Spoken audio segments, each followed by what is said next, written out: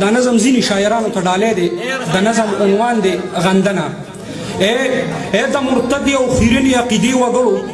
ای د مرتد او خیرنې عقیدې وګړو د بودکدې وګړو ای د میکدې وګړو تاسو لګیا یې په ملا پسې بدرد وایې تاسو وارث د انبیا پسې بدرد وایې تاسو راپاسې جهادونو ته فساد وایې هم مجاهد ته ګیرور وایې جلاد وایې مننه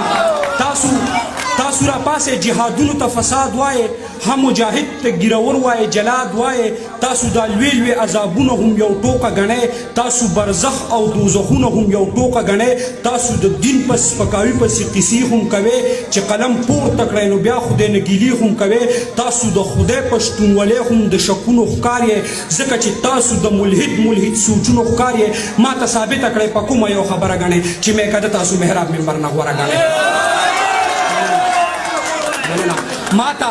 ما ته ثابته کړئ په کومه یو خبره ګڼئ چې میکده تاسو محراب منبر نه غوره ګڼئ تاسو په شعر کې چې ملا ته شرابي ووایې ځان ته صوفي ووایې ځان ته فلسفي ووایې په دې کفري لیکونو خو بیخه درکوي څونه پوهان دي چې لقب د فلسفي درکوي خو موږ یې پوهه دا په هیڅ یو طریقه نه منو ستاسو ګستاخه مذبذبه فلسفه نه منو ځکه خو موږ څو کسانو اراده کړې ده ستاسو خلاف مو دا اټله فیصله کړې ده مننه